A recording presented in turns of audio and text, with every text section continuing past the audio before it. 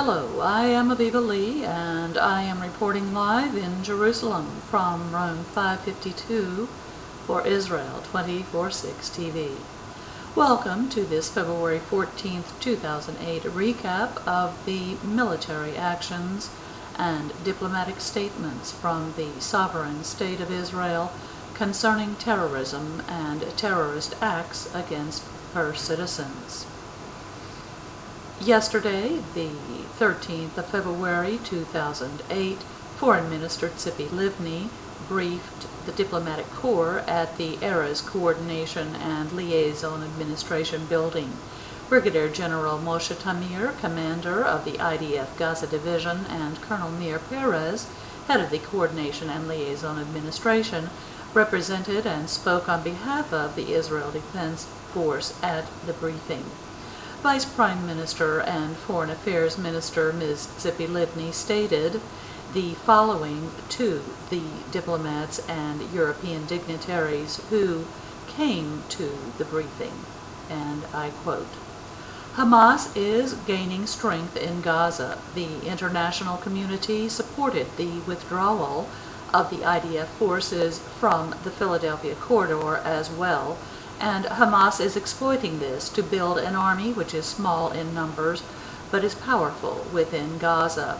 The decision makers in Israel and the world must take note of this. Our strategy was and still is to distinguish between moderates and extremists between the Gaza Strip and the West Bank. Hamas is an extremist Islamic terror organization that must be fought, and its delegitimization must be maintained." End quote. A few moments later, Ms. Livni added, and I quote, "There are three things that we cannot agree to. We will not permit the establishment of a terrorist state. We cannot accept an extremist Islamic state on Israel's border. And we cannot afford a weak, failed state." End quote.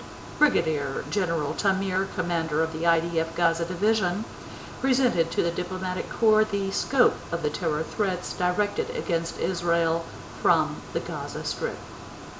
And Colonel Perez, head of the Coordination and Liaison Administration, presented evidence of the exploitation of international institutions for the firing of Qassams by the terror organizations and reviewed the scope of humanitarian aid currently being supplied to the Gaza Strip. After the delegation was briefed by those military representatives, Foreign Minister Livni said, and I quote, "The situation in the region is unbearable, and the threat of terror from Gaza is growing larger from year to year. The problem is not only the Qassam rockets, but also the strengthening of the terror organizations.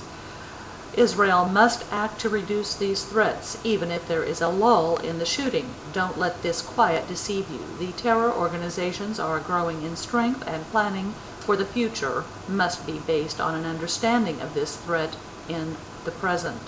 The world must understand the true nature of Hamas. Its actions are not related to occupation, and the fact is that it persists in pursuing terrorism after Israel left Gaza." End quote. And last Sunday, Ms. Livni is reported to have said, and I quote, "Terror is terror is terror, and there can be no justification for it. Gaza is today a problem for anyone who seeks peace." End quote. And prior to that closing comment to the attendees of the Ministry of Foreign Affairs UN Model Project, Ms. Livni is reported to have stated, and I quote, "A government must first and foremost do what is right for its citizens. When an Israeli child is hit by a rocket and loses his leg, and the world relates to that as one of the casualties of the conflict, our response is no.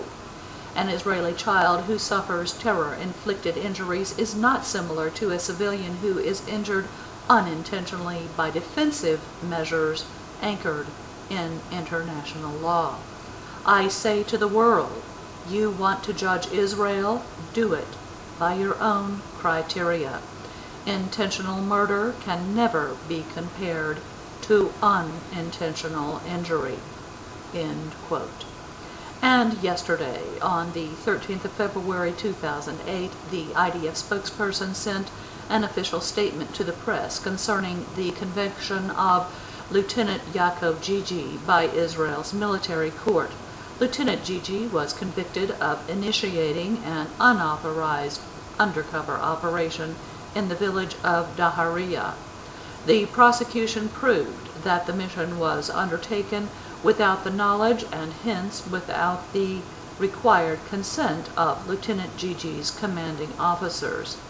Israel's military court demoted Mr. Gigi to the rank of private and sentenced Mr. Gigi to 15 months in prison and to 6 months probation following the serving of that prison sentence. In the statement communicated by Israel's military court, the following judicial opinion was given, and I quote, "By planning and executing the mission without the permission of his commanders, and by placing his soldiers and the local population at grave risk, the defendant failed miserably," end quote. And also yesterday, Prime Minister Olmert's media advisor communicated the following statement, and I quote, "Israel is looking into the reports from Lebanon and Syria regarding the death of a senior Hezbollah figure and is studying the details arising therefrom as they have been reported in the media in recent hours. Israel rejects the attempt by terrorist elements to ascribe to it any involvement whatsoever in this incident," end quote. And that concludes this edition of Fact Without Commentary. Please join me again today for a special edition of Fact Without Commentary, and that edition will concern a government communique to the press which I received yesterday. The communique discusses the recent arrest of several Arab money changers within the sovereign state of Israel. They were arrested due to their professional activities being coupled with the financing of terror in Israel. I am Aviva Lee, reporting live in Jerusalem from room 552 for Israel 24/6 TV. Thank you and shalom. Good day.